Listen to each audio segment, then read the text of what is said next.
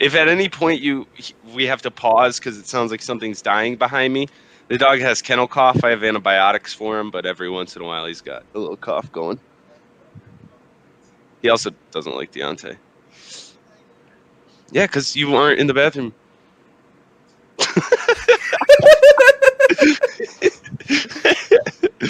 Wait, he's like, sorry, bro. Nothing I can do about it at this point, bro. Love Hamtramck cops. The worst cops in the world. They're also bad people. So good. So we can cross the segment out where we make fun of cops. Can we move on to the next one? Good. Are you sure? Did we get enough out of that? Do you want to make fun of cops more?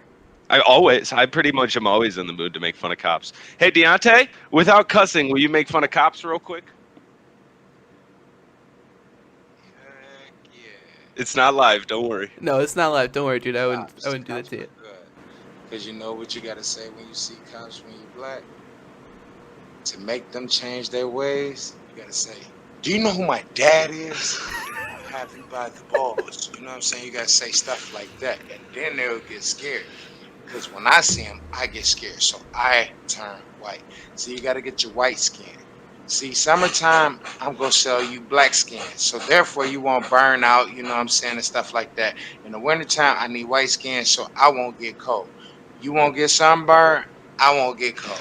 What do you think about Hamtramck cops? Hamtramck cops suck. As soon as Drew walked out the car and walked past them, they said, hey, how you doing? As soon as I walked past them, like, hey, are you trying to rob him? That's a real story. That's a real story. That happened in front of our apartment, Parker. I got out the car with him. What you mean? Hey, put your hands up. Like, and if it wasn't for Drew to save me, like, hey, that's my pal. Like, sure, this your pal? Like, yeah. They gave you a, are you sure? That's my pal. Yeah. Oh, yeah. Have I never told you this story? No. Were we living together when that happened?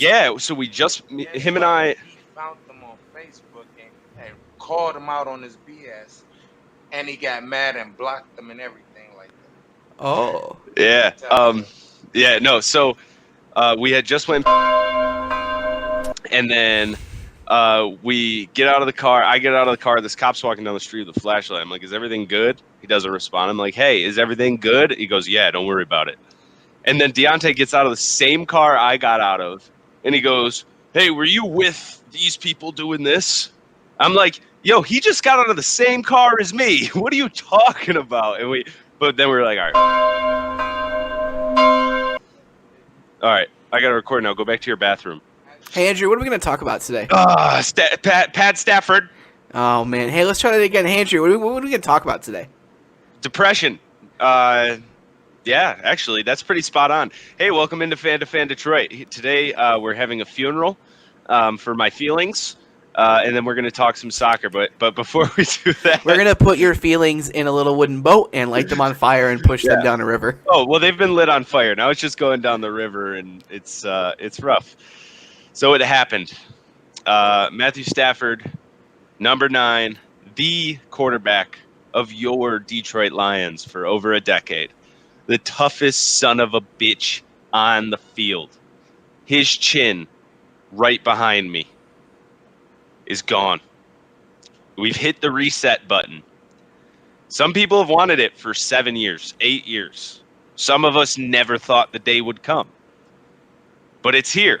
And now we all have to look at it in our own scope. Okay?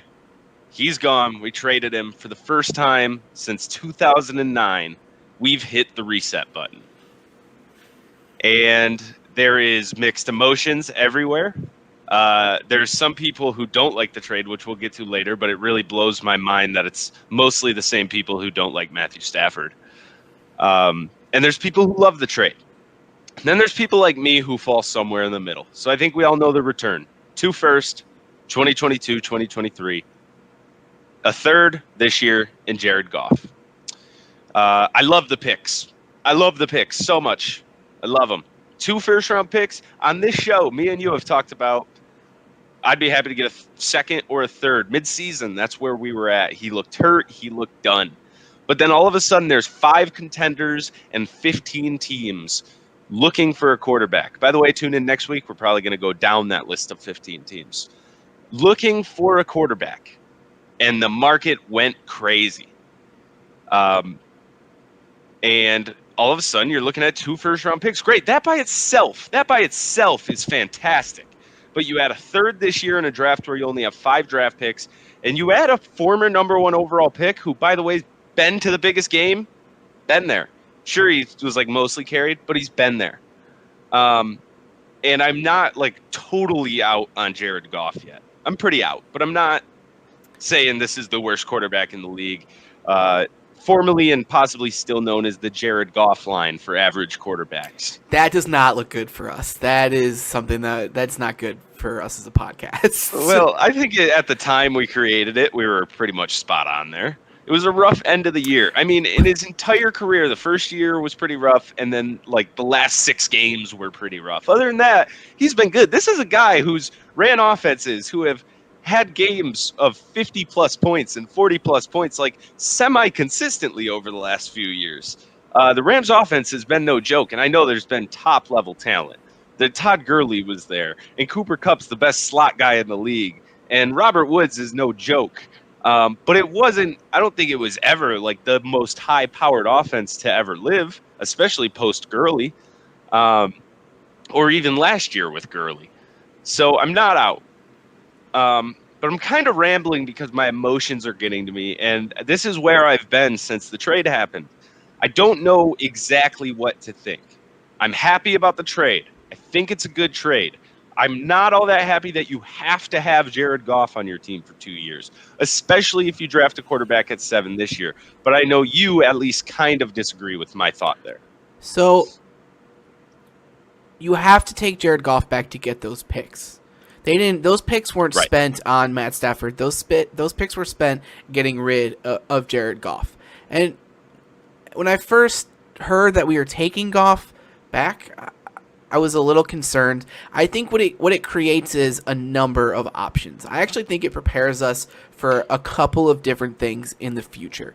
The main one, and I think the main takeaway for me, and I think you disagree with me on this, is that we're going to kind of do a Tyrod Taylor thing, like what happened with Justin Herbert and previously with Baker Mayfield, where we take a young quarterback and we don't have to start him right away. We have this guy, Jared Goff, who's like a totally acceptable, as stated on this podcast, the exact line for acceptable quarterback play. And we get to wait and see if the guy we take is good enough to pass him.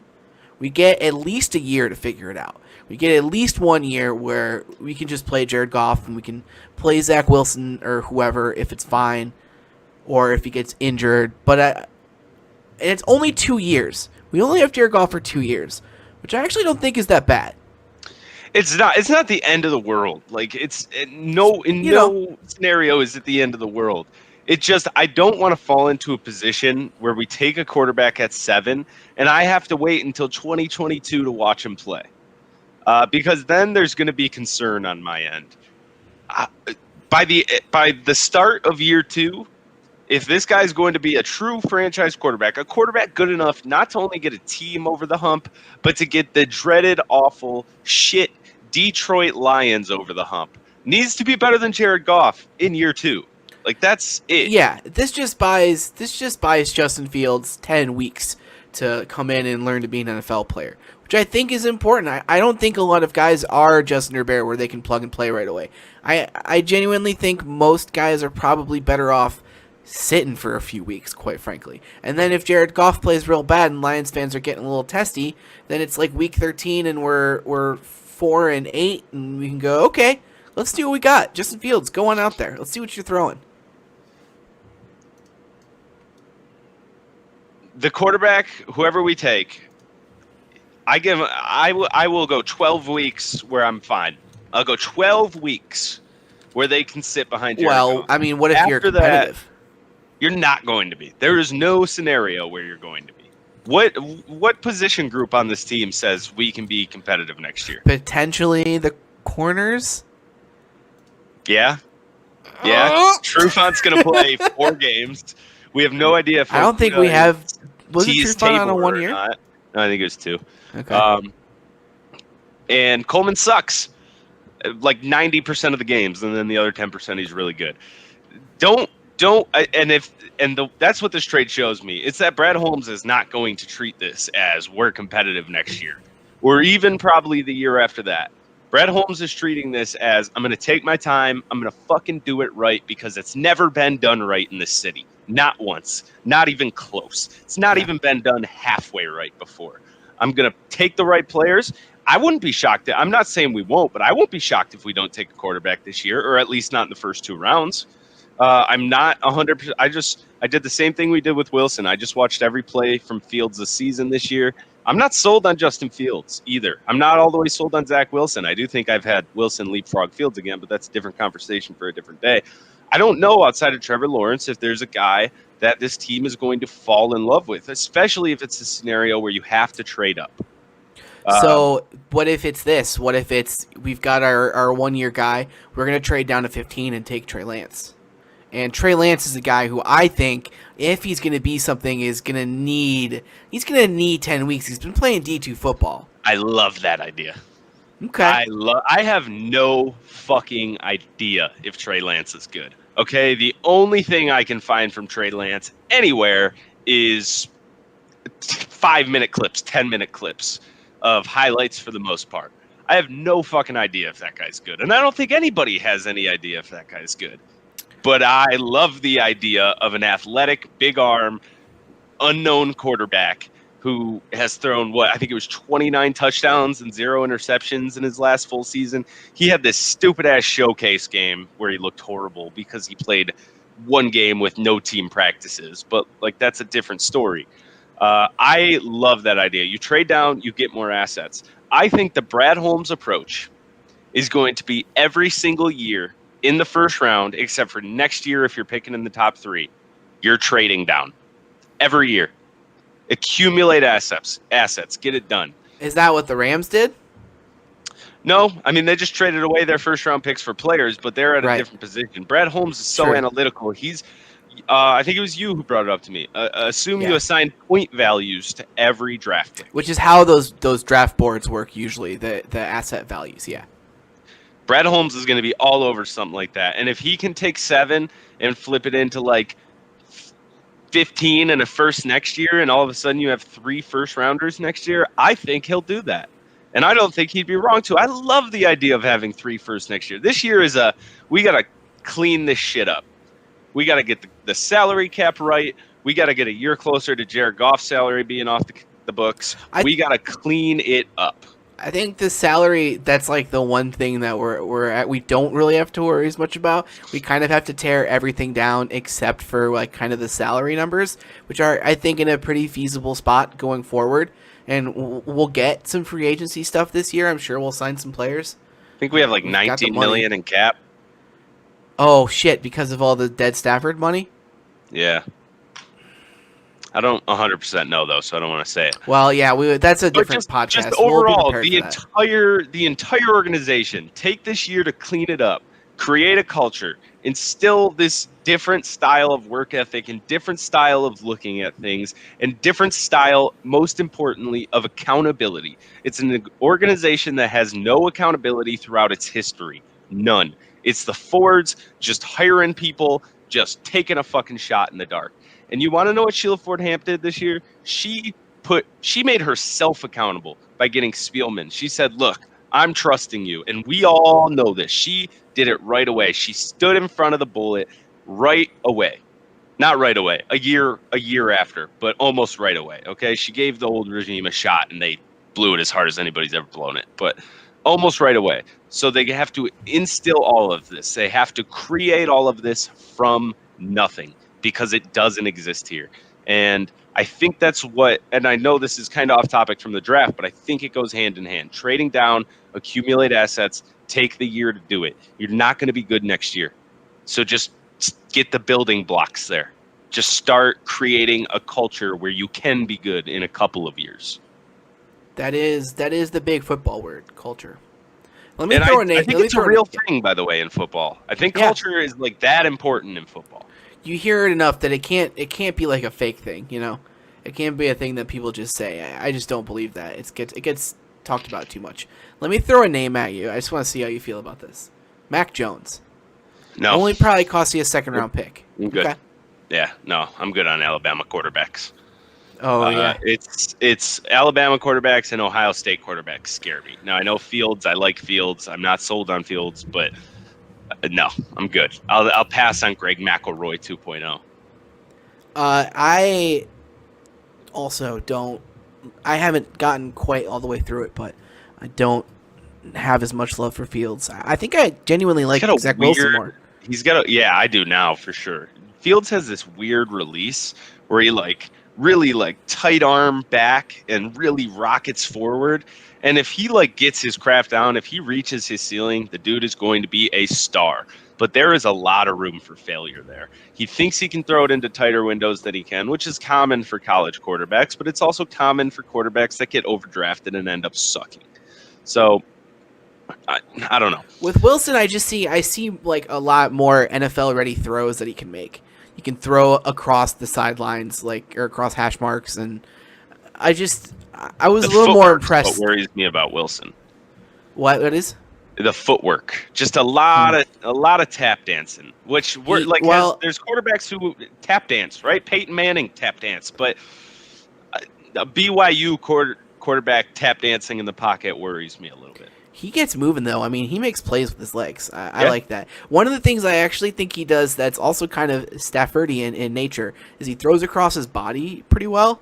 And I know you're not supposed to do that. It's like a big, giant no-no. Not anymore. It's not a big giant no-no. I know. No-no well, anymore. It's Mahomes and all those guys have kind of loosened the reins on that a little bit. But he makes weird throws, man. He just makes plays. And if I'm going to kind of gamble on somebody, and if the gambles are it's Ohio State quarterback, which I honestly just think we know is a gamble. I think it's a gamble no matter how talented. D2 Trey Lance, who's got the crazy-ass arm, but, is he good at football? I just love the idea of Trey Lance, especially if you have Jared Goff. Why not trade back to 15? We gotta figure out a way to watch more tape on this guy, because I kind of think that's where we've both ended up is, well, if this is what we're gonna do, let's take the high upside pick and take a shot, and maybe the 2022 quarterback free agent market is got somebody good in it, or we can take another quarterback. I don't know, whatever it is. Probably won't take another quarterback, but whatever it is.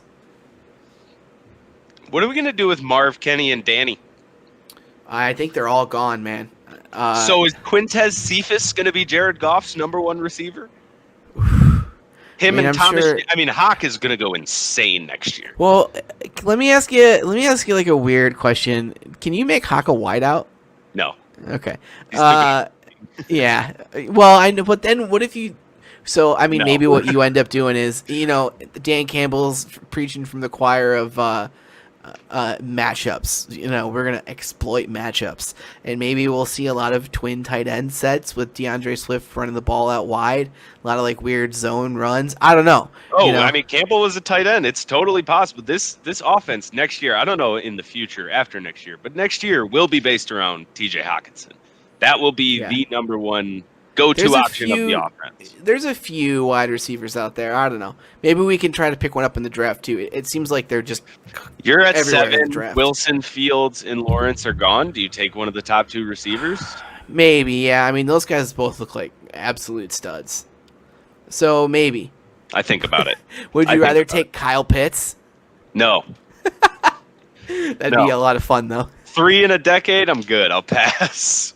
Because, I mean, for those who haven't seen it yet, Marvin Jones, there was a tweet about Marvin Jones today going to the Rams to play with Stafford, which, by the way, I think is a great idea. Him as a number 3 in LA, fantastic idea. The only other thing they have to worry about right now is their offensive line. And he quote tweeted that tweet with a GIF of the California music video. Tupac, not Katy Perry. So he's gone. I don't know. I mean, he's not going to be here. Maybe you can. Can we even afford to franchise tag Kenny Golladay? Yeah. I mean, the Saints are $200 million in the red. You can afford whatever you want. They're not $200 million. They're only $100 million. Yeah, whatever. You can afford whatever you want in the NFL. It's a made up thing. I said that to you in like week 4 this year, that the NFL cap is made up. It's like the stock market. It's whatever you want it to be. And you got really mad at me on the show for saying that. Do you agree? So you agree now that like all money is fake, none of it matters. I can't agree with it Eat anymore. the rich, bring back the guillotines. Well, I've always been eat the rich. But yeah, I don't know how to disagree with it. The Saints are going to be over $100 million over the cap. Like there's no way I can argue. If I tried to argue you on that, you could just say Saints, and I'd be like, all right, my bad. So if we do quarterback carousel next week, I'll tell you right now who I think the Saints starting quarterback is going to be. It's going to be fucking Taysom Hill. It's going to be Taysom Hill, dude.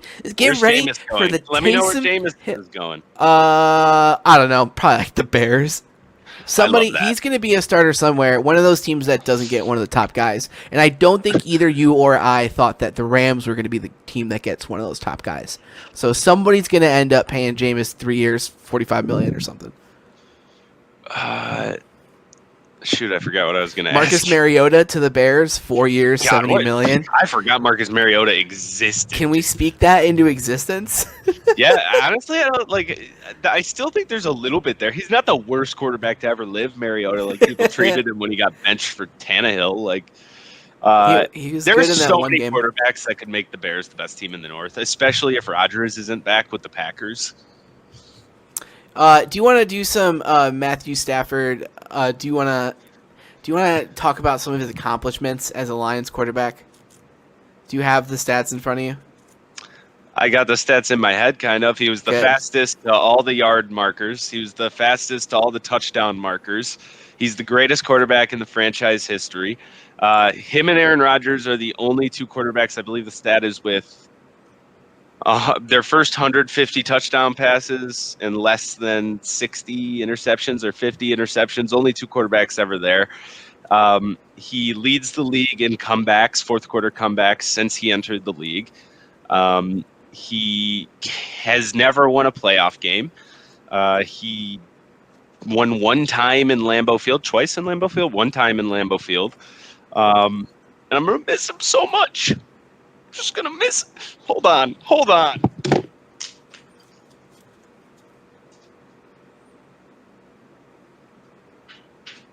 I have no idea what's about to happen. And I didn't want him to leave. I don't know how I'm gonna get this thing off.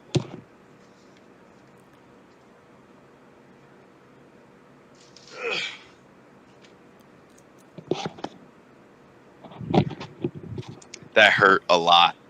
We just spent a bunch of time talking about a more important football story than this, but the Super Bowl is happening, I guess. Did you know that? What's Did you heard about this? I don't know. No. I thought the season was over.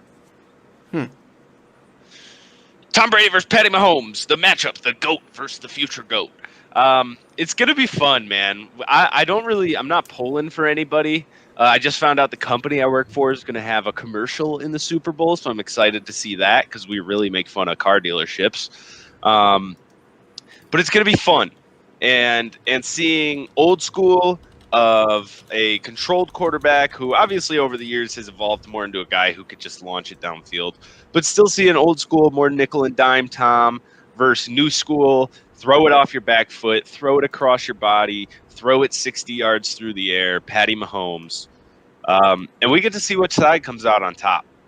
And we get to see if Patty Mahomes wins this, does he already solidify himself legacy-wise, not talent-wise, legacy-wise, as a top 10 quarterback of all time? No. He's close. I don't think so.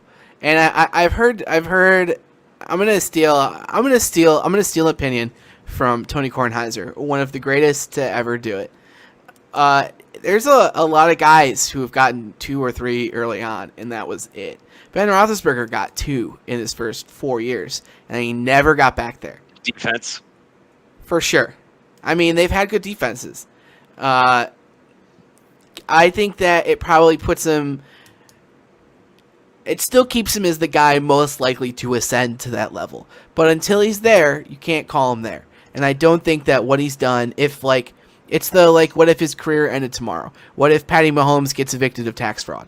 Like, what if something happens? What if he gets injured? And then what if his defense breaks down? What if Andy Reid isn't his coach anymore? There's a lot of career left to go. I still maintain what I said, that is he going to win 4 Super Bowls? I do think that he will win 4 Super Bowls. I think that's the low end. I think he wins 5, 6, 7. Will he get to 10 Super Bowls? No. Will he play until he's 43? You know, it's all that. If he stuff. could make 10 Super Bowls, he won't win 10 Super Bowls. I don't know if I think that we'll ever see 10 Super Bowls like that ever again. I'm not saying not sure. I think we'll see it, but is it possible with Patty Mahomes? 100%. 100%.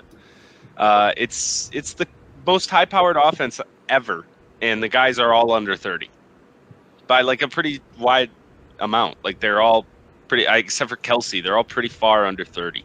And they're just going to keep drafting the fastest guys available and saying, go, just run really fast, and then the ball will be in your hands very Yeah, short. for sure. Do we have the spread? What's the spread? It's Chiefs by 3. I have it pulled up right here. Oh, I'm hitting that hard. I am hitting that hard. What's the So over-under? I totally think agree. That's the more important one. It's got to be like 56 and a half. Ah, okay. That's pretty good. I'm also going to hit that over, I think. I think there's a 38-31 game coming, something like that. Chiefs are minus 162 on the money line. I like that a lot, too. I do like that. Yeah, but I'd rather, what are they, minus 110 on the spread? Minus 117. 117? I think I might like the money line more then. I don't know. I'm going Chiefs. I'm going Chiefs all day. I'm going Patty Mahomes. Again, I said this last week. I'm not picking against Patty Mahomes to lose a playoff game until I see him once again lose a playoff game. I feel that way about Tom Brady, unfortunately. But I'm still taking the Chiefs. Yeah, I mean, but we've seen not first-year Tom Brady lose a playoff game, in a lot of them. Yeah, obviously, He's won a lot more, but we've also seen him lose a lot of playoff games. Patty Mahomes, just like, we've seen this dude fall down 10 points, I feel like, in the first quarter of every playoff game he ever played. And then by halftime, they're up 7 to 14 points every time.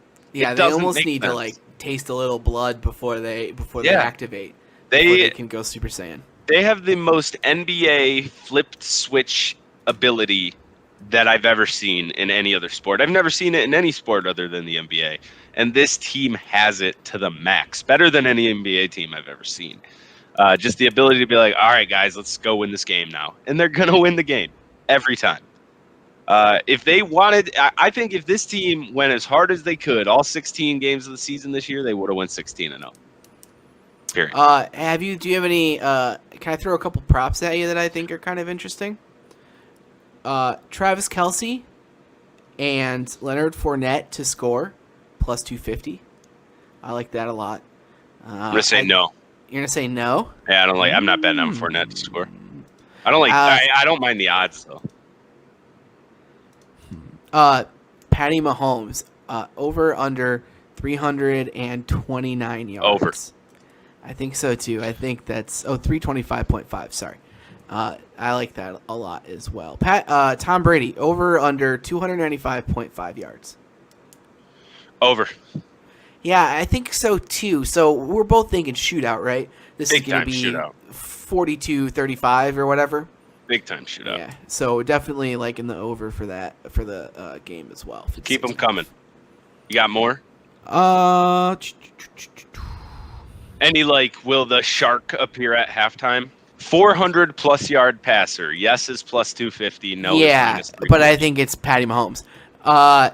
Will Donald Trump be mentioned by the weekend? Yes, plus 450. No, minus 900.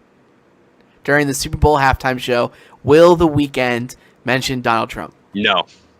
I think no as well. I think Joe Biden will give him a call and tell him that we need unity and that he shouldn't do that. Come on, there's got to be more. Will Joe Biden be mentioned by the weekend? Plus 425, yes. Minus 800, no. No. And I think that's a firm no for me. Big no. Will the weekend change outfits during the halftime show? Yes, minus 250. No, plus 170. No. Can I tell you something? It is a mortal lock that the answer is yes. These things are fucking pageants. I mean, it is 15 minutes of how many songs can we do? And speaking of, you can get odds on all of the songs, too. I'm saying COVID. I'm saying COVID makes it a no. He can't keep going back to the dressing room. Oh, interesting. That's a good angle. I like that. Do we got coin toss odds? There are coin toss odds, yeah, but they're like just even plus or minus 105. I'm basically. going heads. Tails never fails unless it's heads. I'm writing all these down, by the way. Will the Weeknd? This is on my bookie, by the way. This is a very real like. Will the Weeknd test positive for COVID-19? Plus 700. No, minus 50. I was expecting you to say plus 7,000. So you think you will test positive for COVID-19? If it was plus 7,000, I would. Holy shit. No, I'm saying no. First to appear on stage with The Weeknd. This is interesting, and I definitely have a pick for this. Future plus 400, Travis Scott plus 400, Peter Gabriel plus 500, Gesaffelstein plus 500, Drake 600, French Montana 600, Daft Punk 500, Kendrick Lamar 700, Maluma 700, Ariana Grande 650. It is Daft Punk plus 500. That is going to be your pick. They're all COVIDed up in their masks and helmets. I'm going Daft Punk. Yeah. It's not going to be Drake. I'll tell you, Drake is not going on a Super Bowl halftime show unless it's his Super Bowl halftime show. I totally agree. I feel that way about Travis Scott as well. Yeah, and it maybe even Future won't go on unless it's him or Drake. So I think you might get Future. I like French Montana, and I definitely like Ariana Grande plus 650. But I feel like Ariana Grande is another person who might one day, if she goes on a little hot streak, get herself a Super Bowl halftime show. You know they love getting just shit artists for this stuff. Well, they get pop artists. It's the Super Bowl is Super one Bowl's giant in Detroit. commercial. Who should we get? You probably should have got Eminem, dummies. Sorry. No, that's a good point.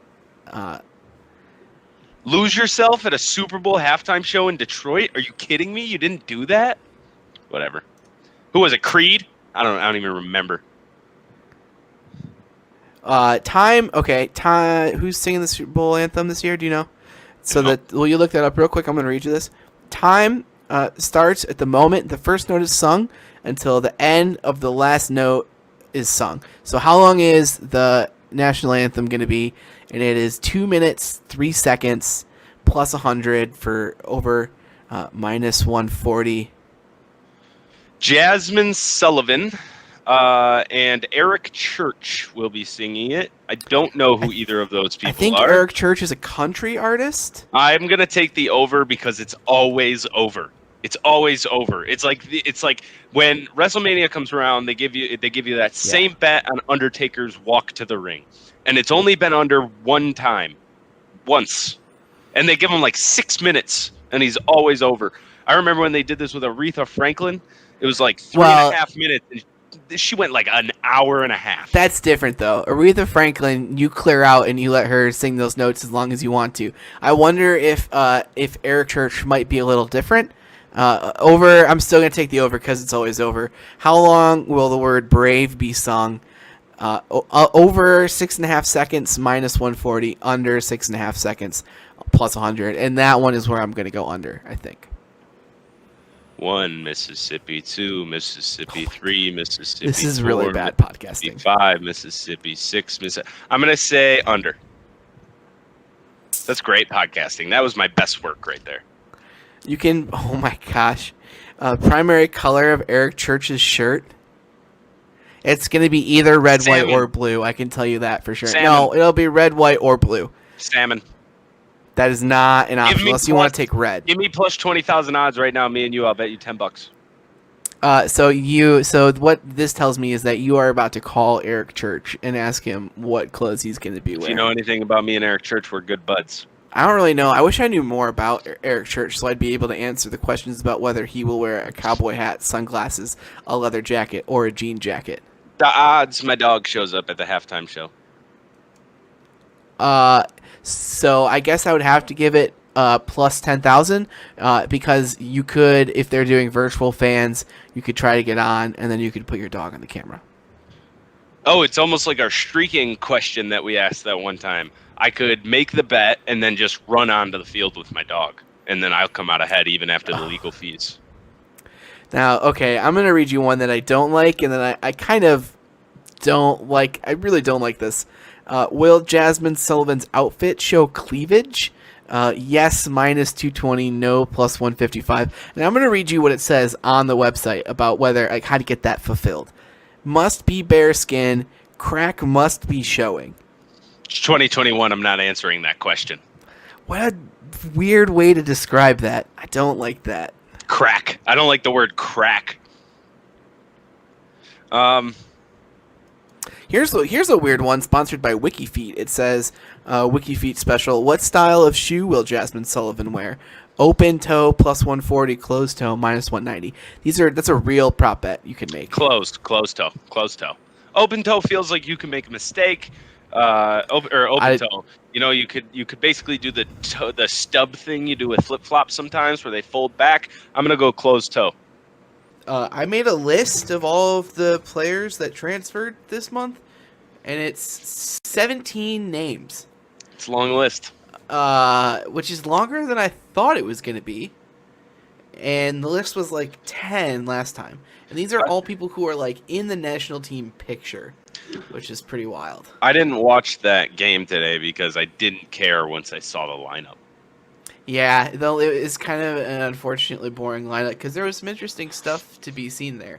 Benji Michel and Daryl DK, who's, you know, a bunch of guys getting their first starts, but Berhalter loves to make it about the camp. You know, it's about who's playing well at the camp. So motherfucking Jonathan Lewis is gonna play all fucking again. But yeah, I mean they won like 8-0 or something. So they've just been destroying these little CONCACAF Yeah, teams. well, and the Just crazy part put is them in like the dirt. this lineup they ran out today, like 2-3 years ago, would have been close to like their best lineup. Pretty close, yeah. I mean, it was all MLS guys. None of the European guys were there, and it wasn't even all of the like A1 MLS guys because Jordan Morris got transferred in the middle of the camp, and so did Brian Reynolds. So they lost a couple of guys, which was interesting. The MLS is going on strike. Is it? They're gonna have a lockout, yeah, and it's happening in like a week and a half, and nobody has said a fucking word about it. It's because nobody cares unless they live in Atlanta. Well, that's to the benefit of the MLS owners who are hoping that nobody cares and that they can kind of stall for a few months and then come back once. There are actually like legitimate reasons for the owners to want to wait a month on the season, but they got to be real fucking drama queens about it. And some of it's on the players from the collective bargaining side from their last CBA. So they're going to do 3 CBAs in 2 years in the MLS, which is, as I'm sure you know from basketball and football, not what you want. You don't want that. No. So that's why do the players have power in the MLS? Not really, because there's so much movement in soccer. Like some of the guys, maybe like a Justin Glad, who's probably like a career MLS guy. Like he might give a shit, but like Ezekiel Barco doesn't care. Ezekiel Barco is going to be what the MLS looks like in 5 years. He's going to be gone in 2 years. So it's the MLS players baked in what's called this is really dull, and this is also why nobody cares because it's fucking boring. A force majeure clause into the contract, meaning that the MLS owners at the end of the year could basically scrap the CBA if they wanted to, and they got in exchange for that they didn't lose any salary this year. So do you see like the short term thinking there? Yeah. So yeah, it's like but a lot of that shit. That's a wild clause. But yeah, for sure. But that's why you're seeing like Jordan Morris is now finally going to go over to Europe for 6 months because the MLS season's going to start a month and a half late. So he'll get to go and he'll miss like 3 games. Same thing with Aaron Long, who played tonight, was linked with some very high profile teams, probably too high profile, but he's going to go to a championship side. It's also like stalled some players coming back to MLS. Like your favorite player, Aaron Johansson. Why is Aaron Johansson my favorite player? I always thought you were a big fan of him. No, he's average. Well, the only United States players I like have to be like ready to play for Man City in the next 3 years. Yeah, right. I mean, there's a few of those guys. There's like more than a few at this point. Yeah, I mean, Brian Reynolds got sold for $8.5 million to Roma after playing like. Let's talk about this. Okay. I believe he's at Schalke, that Matthew Hope kid. Oh, sure, yeah. What is the deal there? What's happening with that? That's a good question. I mean, he was getting buckets, big time buckets, playing for the under teams with Schalke, and Schalke are basically a 2 Bundesliga team. They have no problem basically saying like we're a 2 Bundesliga team next year. They're going to get relegated. They're the worst team in the Bundesliga. And Matthew Hoppe just, they had a really hot game. It's either Hoppe or Hoppe. I've seen conflicting reports. Okay. It's like Avila and Avila. Yeah, definitely. I'm waiting to hear him say it, and then I'll know for sure. But I haven't like been looking for interviews.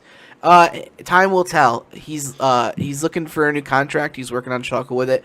Being as the starting striker for a 2 Bundesliga team and scoring 10 goals next year would be a huge step, no question. Is that a guy who can compete for a spot on the team? If you'd have asked me that out of nowhere, if you'd have asked me that 6 months ago, yeah. The day that he scored those first 2 goals, I asked you, and you pretty much were just like, "Yeah, I mean, it is what it is." And pretty quickly, I think you at least like started looking, right? Instead of just blowing it off, you're like, "Okay." Yeah. Because what was the stat the other day? He's like leading Europe in goals. Well, yeah, and like January 18th or something, or 20th or something like that. Then the big 4 leagues, the big 5 leagues, he had the most goals. That's true. He had like 5 goals, and it was like Lionel Messi has 4 goals, which is, I mean, just kind of silly. But hey. We'll have to see if he keeps going. But if he keeps scoring, he needs to continue to score. That's always been the thing. Is we have trouble finding guys who can do more than get really hot for a while. Right. Do I think that like he'll be competing for 2022? No, I don't think so. How old is he? He's 19. He might. Yeah, he's like just 19. I mean, he wasn't even supposed to be playing for Schalke this year. He wasn't even supposed to be on the field. But Schalke is like just such a tumor this year. Like they're just so bad, and they're losing all this money, and they're like trying to get relegated basically. Why does that even make sense? It's less of a financial strain on the club to play in. You can release some of your more expensive players, so when you get relegated, your team doesn't have to be as expensive anymore.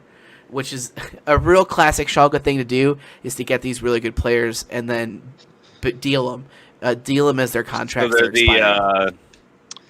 The Southampton? The Southampton of the Bundesliga? Kinda. I feel like there has to be like a better like a basketball in the Premier team. League that does that all the time, or the Sam Hinkie 76ers, I guess. Yeah, I think that's a little generous, but that's the closer to what we're talking about. I mean, the Sam Hinkie 76ers got 2 elite players. Like these guys have had. They sold Weston McKennie for probably 75% of what they would have gotten if they'd held on to him. I mean, Weston McKennie's like a starter for one of the best Italian team, one of the best teams in the world. So they just kind of get these guys and then they lose them. They sold McKennie for $20 million, which isn't nothing, but $21 million. But I mean, Brian Reynolds just got sold for $8.5. So yeah. Thank you everybody for listening to Fan2Fan Detroit. Go Chiefs. They're gonna stay inside the one. Clock it! Riley! Clock! Get there! Clock! Time!